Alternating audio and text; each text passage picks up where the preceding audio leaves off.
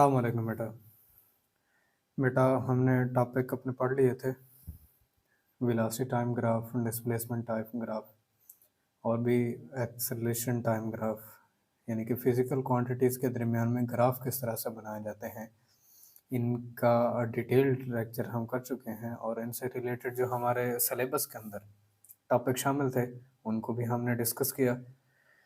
उनसे रिलेटेड जितनी भी एमसीक्यूज़ थी डिफरेंट हमारे कॉम्पिटिटिव एग्ज़ाम के अंदर जो आई हैं उनको हम डिस्कस कर रहे थे। हमारे 3 पार्ट्स हो चुके थे, तो चौथा पार्ट आज हम डिस्कस करने जा रहे हैं। कुछ इम्पॉर्टेंट एमसीक्यूज़ हम इसके अंदर डिस्कस करेंगे।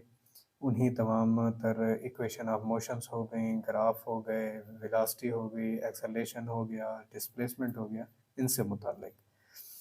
तो स्टार्ट करते हैं।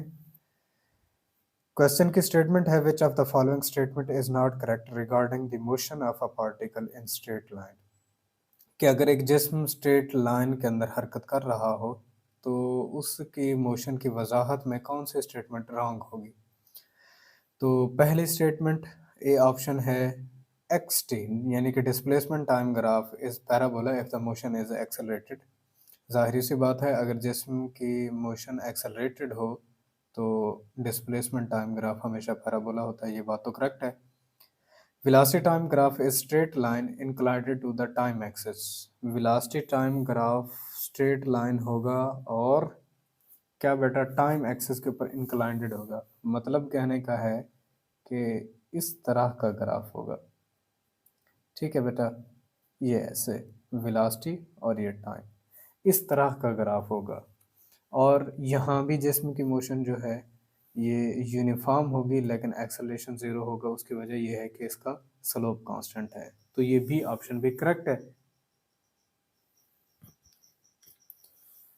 सी ऑप्शन है एक्स टी, यानी कि displacement time graph is straight line inclined to time axis if the motion is uniform and acceleration is zero. ये बात भी करेक्ट है। ये अगर जिस्म की मोशन यूनिफॉर्म हो तो डिस्प्लेसमेंट टाइम ग्राफ एक स्ट्रेट लाइन होगा और टाइम एक्सिस के ऊपर इंक्लाइंड होगा, इस तरह का ग्राफ हासिल होगा। इसमें एक्सेलरेशन ज़ीरो हो जाता है, ये भी बात ठीक है। D option velocity time graph is parabola if the motion is uniform and acceleration is zero, ये बात रॉन्ग है।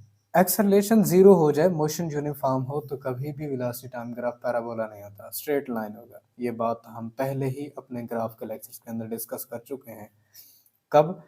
Basic structure of entry test MCQs हमने तीसरा लेक्चर किया था ग्राफ के ऊपर, उसके अंदर भी हम इसको डिस्कस डिटेल में कर चुके हैं। और इसके बाद दोबारा जो हमने मोशन एंड फोर्स को स्टार्ट किया था उसके अंदर भी ग्राफ को पढ़ाते हुए मैंने आपको ये बात सिखाई थी कि हमेशा याद रखिएगा एक्सेलरेशन उस केस के अंदर ज़ीरो हो जाता है अगर हमारे पास ग्राफ स्ट्रेट लाइन हो। अगर स्ट्रेट लाइन है तो एक्सेलरेशन ज़ीरो होगा। पैराबोला के केस के अंदर कभी एक्सेलरेशन ज़ीरो नहीं होता, जिसमें की मोशन एक्सेलरेटेड होती है। तो ये डी ऑप्शन करेक्ट है, हमने रॉन्ग ऑप्शन बताना था। 17 MCQs. A car starts from rest. एक कार है जो रेस्ट से स्टार्ट करती है, attain a velocity of 36 kilometer per hour with an acceleration of 0.2 meter फी second square, travels 9 kilometer with this uniform velocity and then comes to halt with uniform deceleration of 0.1 meter per second square. The total time of travel of the car is।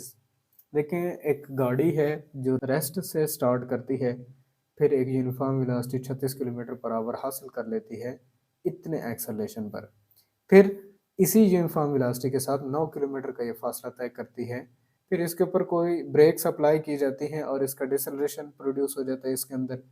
इतना कुछ total time travel हमने बताना है। तो बेटा इस car के path को हमने 3 हिस्सों के अंदर डिवाइड कर लेना है। लेट्स से फर्ज कर लेते हैं पहले तो एक्सेलरेटेड मोशन जब ए से बी तक चल रही थी, ठीक है, फिर यूनिफॉर्म वेलोसिटी के साथ बी से सी तक चले, फिर डिसलेट होकर सी से डी तक पहुंचे। तो ये पॉइंट्स आपने जहन में रखने हैं। अब मोशन कार की इन पाथ्स के ऊपर वो हमने कैलकुलेट कर लेनी है। Motion from A to B, पहला पाथ बना लेते हैं ए से लेकर बी तक। इनिशियल वेलोसिटी वो बता चुका है, रेस्ट से स्टार्ट करती है तो ज़ीरो, अब वेलोसिटी फाइनल जो अब एक्वायर कर लेता है वो 36 किलोमीटर पर आवर है। मैं इसे डायरेक्टली तौर पर मीटर फी सेकंड के अंदर बदलने लगा हूँ, तो 5 डिवाइडेड बाई 18, और जब इसको सॉल्व करेंगे तो आंसर आएगा 10 मीटर फी सेकंड। और एक्सेलरेशन कितना है? 0.2 मीटर फी सेकंड स्क्वायर। ठीक है बेटा, तो ये हमें उसने बता दिया है। अब इस पाथ के ऊपर जो टाइम है उसको कैलकुलेट करना है, तो v f minus v i divided by a. Acceleration को डिफाइन करते थे change in velocity per unit time, तो आप टाइम को दूसरी तरफ ले जाएं तो यहाँ से ये रिलेशन कैलकुलेट कर सकते हैं। टाइम कैलकुलेट करने के लिए 10 माइनस 0 डिवाइडेड बाई 0.2, तो टाइम की वैल्यू होगी 50 सेकेंड। ये पहला टाइम हो हासिल हुआ ए से बी तक जब वो मूव कर रहा होता है, एक्सेलरेट कर रहा होता है। अब motion from B to C, B से लेकर सी तक जब ये जिसम मूव करता है तो उस केस के अंदर फासला 9 किलोमीटर यानी कि 9000 मीटर बन जाएगा। ठीक है बेटा, ये इसने हमें बताया था। इसके बाद अब जिस्म की वेलोसिटी यूनिफॉर्म रह जाती है, तो इसका मतलब जो इसकी वेलोसिटी होगी वो 10 मीटर फी सेकंड रहेगी। तो टाइम, ठीक है बेटा, फार्मूला आपके पास होगा डिस्टेंस ओवर वी। वेलोसिटी को डिस्टेंस ओवर टाइम से डिफाइन करते हैं, तो आप वेलोसिटी को टाइम की जगह पर रिप्लेस करते हैं और टाइम को वेलोसिटी की जगह पर। डिस्टेंस 9000, वेलोसिटी यहाँ पर है 10, तो 900 सेकंड। ये दूसरा टाइम आ गया कहाँ से कहाँ तक? बी से सी तक। सी से डी तक के लिए, फ्रॉम सी टू डी तक के लिए इसे कैलकुलेट करना चाहेंगे। फाइनल वेलोसिटी चूंकि रिटार्डेशन के बाद जिसमें रेस्ट की हालत में आ जाता है, इनिशियल वेलोसिटी वही 10 मीटर फी सेकंड के अंदर सेकंड से चल रही थी। एक्सेलरेशन यहाँ पर उसने हमें बताया था कि ये एक्सेलरेशन अब जो हासिल करता है वो 0.1 मीटर फी स्क्वायर का है, तो 0.1 मीटर फी सेकंड स्क्वायर के अंदर। अब टाइम यहाँ पर फिर से हमने उसी ही फार्मूला से कैलकुलेट कर लेना है, v f minus v i divided by a. V f 0 minus 10 divided by 0.1, तो टाइम की यहाँ वैल्यू कैलकुलेट होगी 100 सेकंड। ठीक है बेटा, अब ये माइनस के अंदर है रिटार्डेशन, तो दोनों माइनस कैंसिल आउट हो जाएंगे। सेक टाइम ये है। टोटल टाइम कैलकुलेट करने के लिए सबको जमा कर देंगे। पहले पर 50 सेकंड आया था, फिर दूसरे में 900 आया था, फिर लास्ट में आ रहा है 100, तो 1050 सेकंड टोटल वो टाइम होगा उसके पाथ का। ऑप्शन ए करेक्ट है। ठीक है बेटा। 18 MCQs। A particle moving with a uniform acceleration has average velocities v1, v2 and v3 over a successive intervals of time t1, t2 and t3. Then the value of v1 minus v2 divided by v2 minus v3 will be। एक जिस्म है जो uniform acceleration के साथ हरकत कर रहा है, उसकी एवरेज वेलोसिटीज ये हैं इन टाइम इंटरवल के ऊपर। तब वो कहता है कि आप इनके दरमियान में रिलेशन कैलकुलेट करके दें। बेटा आपने सिंपलर इतना जहन में रखना है, अगर वेलोसिटीज के दरमियान में माइनस सब्ट्रैक्शन दी गई हो तो टर्म्स के दरमियान में हमेशा प्लस का साइन आता है। तो v1 माइनस वी2 तो t1 प्लस t2 आएगा, और v2 माइनस v3 है तो t2 प्लस t3, और दोनों डिवीजन के अंदर होंगे। डी ऑप्शन करेक्ट है आपके पास। 19 MCQs है। Position time graph for a motion with zero acceleration is. देखिए बेटा, स्ट्रेट लाइन मोशन के अंदर ग्राफ का डिटेल्ड हमारा लेक्चर पड़ा हुआ है। आप अगर इस मेरे चैनल पर न्यू हैं तो अभी जाकर सर्च करें basic structure of entry test MCQs lecture number 3, उसके अंदर भी आप देख सकते हैं। और इसके अलावा मोशन एंड फोर्स का graph, displacement time graph, velocity time graph, और ये ग्राफ किस तरह से इनके स्लोप से हम इंफॉर्मेशन लेते हैं, तो उन ग्राफ को भी आप जाकर देख सकते हैं। हमेशा एक स्ट्रेट लाइन ग्राफ ही जीरो एक्सेलरेशन देता है। सी ऑप्शन करेक्ट है यहाँ पर। ठीक है बेटा। 20 MCQs which are one graph correctly represent the variation of acceleration with the displacement। कौन सा ग्राफ वेरिएशन एक्सेलरेशन की डिस्प्लेसमेंट के लिहाज से तब्दीली को जाहिर करता है, ये हमने बताना है। हमेशा बेटा याद रखिएगा, एक ऐसा ग्राफ जिसका स्लोप तो पॉजिटिव हो लेकिन उसके इंटरसेप्ट नेगेटिव हो, ऐसा ग्राफ हमेशा हमेशा ये वेरिएशन को रिप्रेजेंट करेगा, किसकी, एक्सेलरेशन की, डिस्प्लेसमेंट के लिहाज से। तो ए ऑप्शन करेक्ट है। ठीक है बेटा। 21 MCQs which are one of the graph describes the motion of a particle initially in positive direction with constant negative acceleration। पहली बात बेटा, वेलोसिटी टाइम ग्राफ, इसका स्लोप एक्सेलरेशन को जाहिर करता है, तो इसका मतलब हमने वेलोसिटी टाइम ग्राफ के अंदर देखना है। अब नेगेटिव कब होगा, इसके ऊपर भी डिटेल्ड हमारा वही लेक्चर पड़ा हुआ है, उसके अंदर आप जाके देखें। डाउनवर्ड जाता हुआ ग्राफ, डाउनवर्ड जाता हुआ ग्राफ, इसका स्लोप नेगेटिव कांस्टेंट होता है। अब चूंकि वेलोसिटी टाइम ग्राफ है और डाउनवर्ड डायरेक्शन के अंदर जा रहा है, तो इसीलिए इसका एक्सेलरेशन कांस्टेंट नेगेटिव होगा। तो सी ऑप्शन करेक्ट है आपके पास। 22 MCQs the given acceleration time graph represent which of the following physical situation। एक एक्सेलरेशन टाइम ग्राफ दिया गया है और ये सवाल हमसे कर रहा है कि किस तरह की फिजिकल सिचुएशन को ये रिप्रेजेंट करता है, जाहिर करता है। तो पहला, a ball moving with a uniform speed is hit with a bat for a very short interval of time.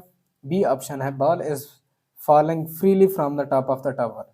C option है, car moving with the constant velocity on a straight road. D option है, a football kicked into the air vertically upward. बेटा यहाँ पर graph को गौर करें। देखिए पहले graph के अंदर एक्सेलरेशन बढ़ता बढ़ता बढ़ता आखिर के अंदर मैक्सिमम हो जाता है, बढ़ते हुए मैक्सिमम को चला जाता है, फिर एक टाइम के ऊपर ये जीरो को टच करता है। अब यहाँ से गौर कीजिए, ये वो सिमिलर सिचुएशन है।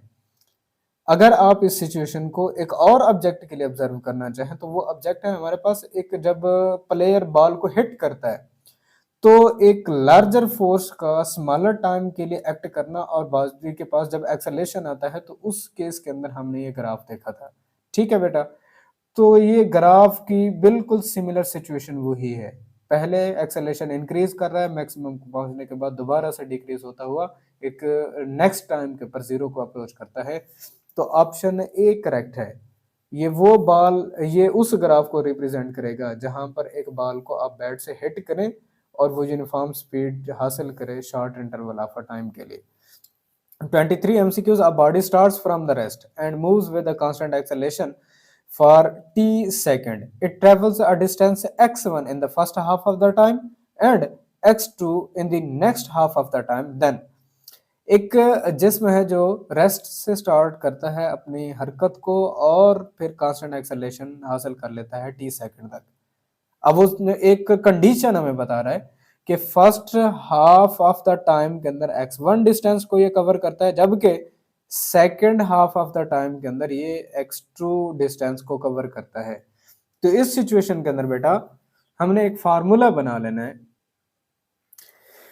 तो बेटा गौर करें, फर्स्ट जो डिस्टेंस ये कवर करता है, अगर उसे x1 से रिप्रेजेंट कर लिया जाए, ठीक है, distance in t by 2 seconds, मैं डिस्टेंस का लफ्ज यहां पर लिख देता हूं। ठीक है बेटा, अगर उसे x1 से रिप्रेजेंट कर ले तो यहाँ सेकंड इक्वेशन ऑफ मोशन से s बराबर होता है v i t plus half a t square. ठीक है बेटा, इनिशियली रेस्ट पर था तो वी आई जीरो, s बराबर होगा हाफ ए टी स्क्वायर। अब बेटा s x1 से रिप्रेजेंट कर रहे हैं तो आप इसे x1 कर दें और ये बराबर होगा ए टी स्क्वायर डिवाइडेड बाई 2। अब गौर कर लें, ये x1 उस वक्त डिस्टेंस कवर करता है जिसमें कितने सेकंड के अंदर, t बाई 2 सेकंड के अंदर। तो आप t की वैल्यू को रिप्लेस करें, x1 बराबर होगा a, t की जगह पर t बाई 2 लिखना है। ठीक है बेटा, और इसका स्क्वायर करना है और डिवाइडेड बाई 2। अब इसको रीअरेंज करेंगे तो ये ए टी स्क्वायर डिवाइडेड बाई 8 के बराबर बनेगा। ठीक है बेटा, यहां तक बात समझ आ गई। अब दूसरा डिस्टेंस इसी सेकंड इक्वेशन ऑफ मोशन से, लेकिन उस डिस्टेंस के लिए उसने x2 अगर उसको फर्ज कर लिया जाए, अब x1 भी आएगा, जाहिर सी बात है ये पहला डिस्टेंस कवर करने के बाद ही दूसरा डिस्टेंस कवर करेगा, तो x1 plus x2 total distance आपने लिखना है। इनिशियल वेलोसिटी जीरो, तो यहाँ पर फिर से फैक्टर जीरो, लेकिन अब टाइम टी हो गया है, कंप्लीट कर लिया उसने, पूरा टाइम अपना ले गया है, तो हाफ ए टी स्क्वायर इसको लिखेंगे। अब यहां से गौर कीजिए बेटा, आप इस हाफ ए टी स्क्वायर को एक थोड़ा सा रीअरेंज कर लें।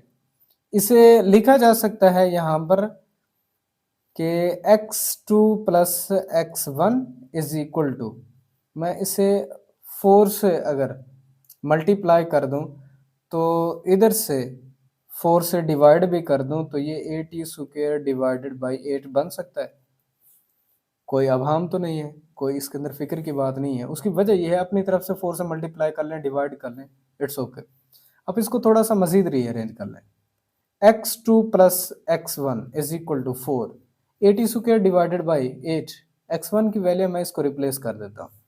आप इस x को दूसरी तरफ लेके जाएं तो यहाँ से x2 बराबर होगा 4x1 माइनस का बनेगा तो 3x1, ये रिलेशन हमें हासिल होगा और यहाँ ऑप्शन ए करेक्ट है। ठीक है बेटा। 24 MCQs, which of the following equation does not represent the kinematics equation of motion? Equations यहाँ पर बता दी गई हैं। इन इक्वेशन ऑफ मोशंस के अंदर वो पूछ रहा है कि कौन सी इक्वेशन काइनेमेटिक इक्वेशन को जाहिर नहीं करती। तो बेटा S is equal to v i t plus half a t square, ये वो इक्वेशन है जो काइनेमेटिक इक्वेशन ऑफ मोशन को रिप्रेजेंट नहीं करती, मतलब कि मोशन की जिस्म की जो हरकत है उसकी सही से रिप्रेजेंटेशन नहीं करती। 25 MCQs, which of the following statement is not correct? कौन सी स्टेटमेंट करेक्ट नहीं है? A body having zero velocity at any instant does not necessarily imply zero acceleration at that instant. कि एक जो जिस्म जीरो वेलोसिटी रखता हो, उस जिस्म के लिए ज़रूरी नहीं है कि उसी ही टाइम उसके पास जीरो एक्सेलरेशन हो। ये बात करेक्ट है, ये बिल्कुल वैलिड बात है, इसे इनकरेक्ट नहीं कहा जा सकता। Equations are only applicable when a is constant, जाहिर सी बात है, हरकत की मसावतों को मैंने पढ़ाते हुए आपको सिखाया था कि हमेशा ये एप्लीकेबल होंगी जब ए कांस्टेंट हो, एक्सेलरेशन कांस्टेंट हो। तो ये बात भी ठीक है, वैलिड है, ये रॉन्ग नहीं है। The sign of a tells us whatever the v is increasing और डिक्रीजिंग। सी ऑप्शन ये है और डी ऑल का है। हमेशा याद रखिएगा बेटा, एक्सेलरेशन कभी भी हमें जिस्म की वेलोसिटी या स्पीड के बारे में इंफॉर्मेशन नहीं देता कि ये इंक्रीज कर रही है या डिक्रीज कर रही है। एक्सेलरेशन हमेशा हमें इस चीज के बारे में इंफॉर्मेशन देता है कि हमारा कोऑर्डिनेट सिस्टम पॉजिटिव है या नेगेटिव है। मसलन जब एक बॉल को वर्टिकली अपवर्ड थ्रो किया जा रहा होता है तो उस केस के अंदर ये जस्ट एक्सेलरेशन हमें इंफॉर्मेशन दे रहा होता है कि ये पॉजिटिव होगा। उसकी वजह कि वर्टिकली अपवर्ड डायरेक्शन के अंदर आपने उसे पॉजिटिव कंसीडर कर लिया है, तो जब जिस्म downward under the action of gravity fall करेगा तो उसका एक्सेलरेशन नेगेटिव होगा। ये हमें कोऑर्डिनेट सिस्टम के पॉजिटिव या नेगेटिव होने के बारे में इंफॉर्मेशन दे रहा होता है, कभी ये हमें ये बताता नहीं है कि जिस्म की जो स्पीड है ये इंक्रीजिंग है या डिक्रीजिंग है। तो ये सी ऑप्शन इनकरेक्ट है, इसी को हमने सेलेक्ट करना था। 26 MCQs, a body covers 20 meter, 22 meter and 24 meter in 8th, 9th and 10th second respectively, then the body starts from। एक जिस्म 20 मीटर, 22 मीटर, 24 मीटर 8वें, 9वें और 10वें सेकंड के अंदर कवर करता है। तो अब वो सवाल हमसे कर रहा है कि जिस्म स्टार्ट कहां से करेगा। पहली तो बात बेटा, यहां से सक्सेसिव टाइम इंटरवल्स के अंदर अगर जिस्म को देखा जाए तो एक एक सेकंड का फर्क है और जिस्म 2-2 मीटर का एक जैसा फासला तय कर रहा है। तो यहाँ एक बात नोटिस में रखें बेटा कि हर 2 मीटर के फासले को एक सेकंड के अंदर वो कवर कर रहा है। तो इसका मतलब यहाँ पर जिस्म का एक्सेलरेशन कांस्टेंट रहेगा और वो एक्सेलरेशन आपके पास होगा 2 मीटर फी सेकंड स्क्वायर। ठीक है बात, ये बात समझ आ गई बेटा। उसकी वजह देखें, एक सेकंड के अंदर 2 मीटर, तो एक्सेलरेशन क्या है, वेलोसिटी में तब्दीली बटा वक्त। अब डिस्प्लेसमेंट में तब्दीली बटा वक्त आपके पास वेलोसिटी आ जाएगी और वेलोसिटी कांस्टेंट है तो एक्सेलरेशन भी कांस्टेंट हो जाएगा यहाँ पर। तो पहली बात ये। अब डिस्टेंस किसी भी nth इंटरवल के अंदर एस एन बराबर होता है उसकी इनिशियल वेलोसिटी प्लस हाफ ए और इन टू होता है 2n-1 के nth इंटरवल के ऊपर किसी nth सेकंड, जैसे कि यहाँ पर इसने हमें बताया हुआ है अगर एक्सेलरेशन का हमें पता हो, इनिशियल वेलोसिटी का पता हो, तो डिस्टेंस के बारे में बताया जा सकता है। अगर इनिशियल वेलोसिटी हमने मालूम करनी हो एक्सेलरेशन जैसे, और यहाँ हमें डिस्टेंस बता दिया गया है, तो आप यहाँ से इसका फार्मूला अप्लाई करके इसको कैलकुलेट कर सकते हैं। तो वैल्यूज को रिप्लेस कर लें बेटा। डिस्टेंस के लिए आपने इसको 20 पुट करना है, वी आई हमने बतानी है। अब एक्सेलरेशन 2 मीटर का ये कवर कर रहा है, 2 डिवाइडेड बाई 2 और इंटू 2n माइनस 1 आ जाएगा। अब n की वैल्यू यहाँ पर 8 है, ठीक है बेटा, 8 पुट करना है और -1 यहाँ पर लिखा जाएगा। अब इस वैल्यू को जब रीअरेंज करेंगे, 2 से 2 को कैंसिल आउट कर दें, 8 को 2 से मल्टीप्लाई करेंगे, 15 ये 16 में से -1 करेंगे, 15 आएगा। 20 is equal to v i plus इसे 15 लिखेंगे, दूसरी तरफ लेके आएंगे माइनस, तो वी आई आपके पास होगी 5 मीटर फी सेकंड। तो गौर करें, हमारे कैलकुलेट करने का मकसद क्या था। जिस्म किसी ना किसी एक इनिशियल वेलोसिटी से स्टार्ट करेगा और कांस्टेंट एक्सेलरेशन से हरकत करता जाएगा। ये 2 पॉइंट हमें मिले हैं। तो यहां पर जिस्म हमेशा इनिशियल वेलोसिटी से स्टार्ट करेगा और ये यूनिफॉर्म एक्सेलरेशन के साथ हरकत करेगा। सी ऑप्शन करेक्ट है यहाँ पर। 27 MCQs, a player throws a ball vertically upward with a velocity vi at highest point। एक प्लेयर है जो एक बॉल को ऊपर की तरफ फेंकता है वर्टिकल डायरेक्शन के अंदर, और उसकी वेलोसिटी इनिशियल होती है वी आई। अब हाईएस्ट पॉइंट के ऊपर कौन सी चीजें ठीक होंगी, ये हमने सेलेक्ट करना है। तो इसकी सिलेक्शन के लिए बेटा पहला option, both v and a are zero, कि जिस्म की वेलोसिटी भी जीरो होगी, एक्सेलरेशन भी जीरो होगा। ऐसा तो बिल्कुल पॉसिबल नहीं है। वर्टिकली अपवर्ड कर रहे हैं, कुछ इनिशियल वेलोसिटी है, हाईएस्ट पॉइंट के ऊपर उसकी फाइनल वेलोसिटी ठीक है जीरो हो जाती है, लेकिन ग्रेविटेशनल एक्सेलरेशन जरूर होता है, तो ये तो जीरो नहीं होता, ठीक है। v हमेशा वी आई के बराबर होगी, एक्सेलरेशन जीरो होगा, ये फिर भी गलत है। एक्सेलरेशन कभी जीरो नहीं होता उसके जिस्म के पास, चाहे वो हाईएस्ट पॉइंट के ऊपर पहुंच जाए। v जीरो हो सकती है हाईएस्ट पॉइंट के ऊपर, एक्सेलरेशन ग्रेविटेशनल एक्सेलरेशन के बराबर होगा। ये ऑप्शन सी करेक्ट है। 28 MCQs, a car moving along a straight road with a speed of 144 km per hour is brought to stop within a distance of 200 meter. How long does it take for the car to stop? एक car है जो इब्तदाई velocity के साथ ये हरकत करती है और आखिर में ये स्टॉप हो जाती है 200 मीटर का डिस्टेंस कवर करते हुए।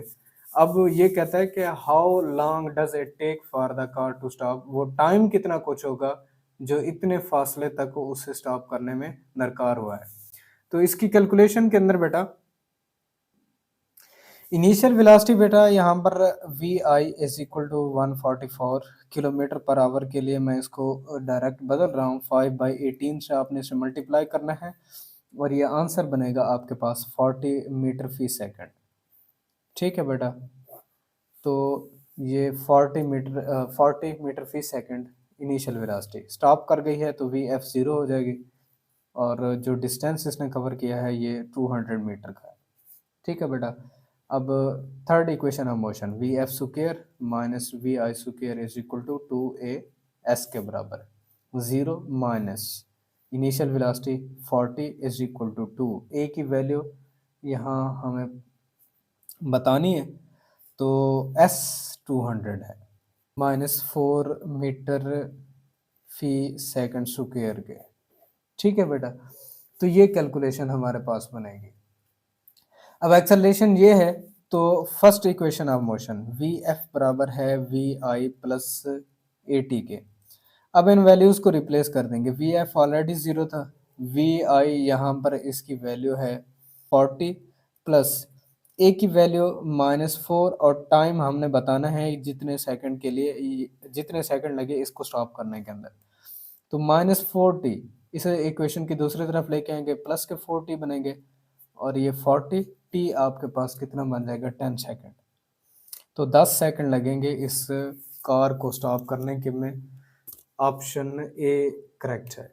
29 MCQs, an auto traveling along a straight road increase its speed from 30 meter fee second to 50 meter fee second in a distance of 180 meter. If the acceleration is constant, how much the time ellipses while the auto moves this distance। तो एक auto जो travel कर रही है एक straight road के ऊपर, उसकी स्पीड इंक्रीज कर जाती है 23 मीटर फी सेकंड से 50 मीटर फी सेकंड के अंदर, जबकि इस स्पीड के दौरान इसका तय करदा फासला बन जाता है 180 मीटर। अब वो कह रहा है कि अगर उसका एक्सेलरेशन कांस्टेंट कर लिया जाए तो कितना कुछ वो टाइम लेगी इस डिस्टेंस को ट्रेवल करने में। तो बेटा वो टाइम हमने बताना है, उस टाइम के लिए कैलकुलेशन, यहाँ एक कांस्टेंट है वी आई 30 मीटर फी सेकंड है, वी एफ 50 मीटर फी सेकंड है, और वैल्यू जो हमने बतानी है वो टाइम की हमने बतानी है। तो यहाँ पहले तो हमें एक्सेलरेशन का बारे में पता होना चाहिए, कितना कुछ एक्सेलरेशन बनेगा। तो उसके लिए third equation of motion v f square minus v i square is equal to 2 as। V f 50 इसका स्क्वायर कर लें माइनस वी आई 30 इसका square is equal to 2। A की वैल्यू हमने फाइंड करनी है, एस उसने हमें बताया हुआ है कि ये कवर करता है कितना, यहाँ पर 180। ठीक है बेटा, जब आप इसको रीअरेंज करेंगे तो ए की वैल्यू आपके पास कैलकुलेट हो जाएगी 40/9 मीटर फी सेकंड स्क्वायर। ठीक है बेटा, अब वो हमने टाइम मालूम करना है। एस बराबर होता है v i t plus half a t square, s 180 v i 30, time हमने यहाँ बताना है, टी को वैसे रहने दें 1/2, एक्सेलेरेशन 40/9 और टाइम का स्क्वायर।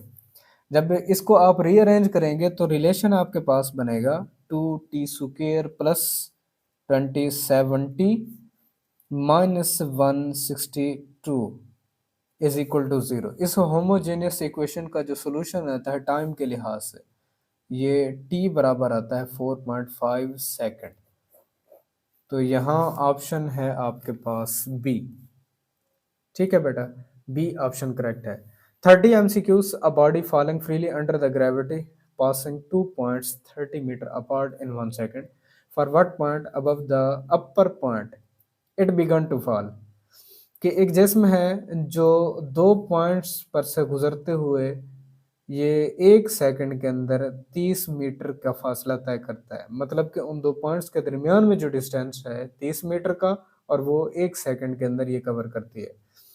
अब वो सवाल कर रहा है for what point above the upper point it began to fall, कौन कितने डिस्टेंस पर अपर पॉइंट होगा जहां से ये बॉडी या ये जिस्म गिरना स्टार्ट करता है। तो वो हमने वो डिस्टेंस बता देना है। तो बेटा second equation of motion s बराबर होता है v i t plus half a t square. तो वी आई ज़ीरो है तो ये सारा फैक्टर ज़ीरो हो जाएगा, तो यहाँ एस की value half a t square. ठीक है बेटा, अब चूंकि फ्री फॉल के अंदर आ रहा है तो आप इसे जी टी स्क्वायर लिखेंगे। जिस्म के पास जो एक्सेलरेशन होगा वो ग्रेविटेशनल एक्सेलरेशन होगा, ये हम ऑलरेडी जानते हैं, इतना तो सबको पता है। अब यहाँ 2 पॉइंट्स हैं जिनके दरमियान में ये डिस्टेंस है, और 2 पॉइंट्स हैं इनके दरमियान में वो टाइम इंटरवल हमें बताएगा। तो हम फर्ज कर लेते हैं कि अपर पॉइंट को जब ये क्रॉस करता है उस वक्त टाइम को अगर टी कंसीडर कर लिया जाए, और लोअर जो पॉइंट है इसको जब ये पास करता है उस वक्त टाइम को अगर टी प्लस 1 के बराबर कंसीडर कर लिया जाए। तो ये दो बातें ध्यान में रखिएगा, अपर पॉइंट के ऊपर टाइम टी कंसीडर किया जाए, और जब ये लोअर पॉइंट को पास करता है तो उस वक्त अगर टाइम को टी प्लस 1 कंसीडर कर लिया जाए तो उस केस के अंदर यही फार्मूला बराबर होगा 2 पॉइंट्स के दरमियान में डिस्टेंस का difference is equal to 1/2 g. Lower point के लिए टी प्लस 1 और इसका स्क्वायर माइनस अपर पॉइंट के लिए टी हमने कंसीडर किया था तो हाफ जी टी स्क्वायर इसे लेंगे। अब इसके अंदर वैल्यूज को रिप्लेस करें तो यहाँ से S2 minus S1 is equal to 1/2, G की जगह पर 9.8 लिखें, और इधर से इन दोनों को जब रीअरेंज करेंगे तो आएगा 2t प्लस 1। ठीक है बेटा, टाइम की वैल्यू यहाँ से कैलकुलेट हो जाएगी आपके पास। डिस्टेंस उसने हमें बताया हुआ है, दो पॉइंट्स के दरमियान में अपार्ट हैं कितने, 30 मीटर। तो S2 माइनस S1 को 30 पुट करेंगे, जब रीअरेंज करेंगे तो टाइम की यहाँ से वैल्यू आ जाएगी 2.5 सेकेंड। ये पहली बात। अब टाइम हमें मिल गया है, तो डिस्टेंस कितना कुछ है लोअर पॉइंट के ऊपर, S1 हाफ GT²।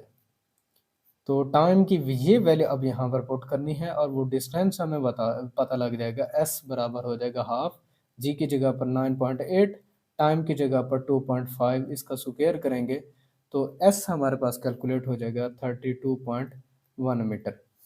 तो बेटा यहाँ पर ऑप्शन ए करेक्ट है। तो ये थी बेटा हमारी वो MCQs जिन्हें हमने डिस्कस करना था। इक्वेशन ऑफ मोशंस में से, हमारे ग्राफ में से एवरेज एक्सेलरेशन क्या कुछ, डिस्प्लेसमेंट टाइम क्या कुछ होगा, इनको कैलकुलेट कैसे करते हैं, किस तरह के फार्मूलिज्म इस्तेमाल करते हैं किए जाते हैं बेटा। तो बेसिक स्ट्रक्चर आपको प्रोवाइड करना मकसद होता है, बाकी आप खुद से क्वेश्चन की स्टेटमेंट से गैस करें, क्वेश्चन की स्टेटमेंट से अंदाज़ा करें। मैंने आपको हरकत की मसावतें मैंने ये आपको कहा था कि आपने अंदाज़ा करना है कि कौन कौन सी चीज़ें आपको गिवन है और कौन कौन सी चीज़ें आपको अननोन कर दी गई हैं। तो किन चीज़ों को फर्स्ट पहले आपने फाइंड करना है, फिर बाद में आकर किन चीज़ों को दोबारा कैलकुलेट करना है। तो इस तरह से आपको जो एमसीक्यूज मैं करा रहा हूँ इसमें से आप गैस करें, फार्मूलिज्म आपको मैं प्रोवाइड कर रहा हूँ, आपको क्वेश्चन की स्टेटमेंट से ही पता लग जाएगा कौन कौन सी चीज़ें आपको दी जाती हैं और फिर आपने कौन से अननोन्स फाइंड करने होते हैं। तो अपनी स्ट्रगल को जारी रखें बेटा, अपनी स्ट्रगल इस तरह से कि जो भी चीज़ें आपको साथ-साथ प्रोवाइड की जा रही हैं, इनको सामने रखते हुए बाकी क्वेश्चंस खुद से अटेम्प्ट करें। आप बार-बार इनको लिखें, बार-बार देखें इनको। तो इस तरह से आपकी खुद की प्रैक्टिस से ही आप ज़्यादा बेहतर और अच्छे तरीके से इन एग्ज़ाम्स के अंदर अच्छे मार्क्स हासिल कर सकते हैं। तो आई होप वीडियो आपको पसंद आई होगी। अपने नेक्स्ट लेक्चर में मिलेंगे। इजाज़त दीजिए। अल्लाह हाफ़िज़।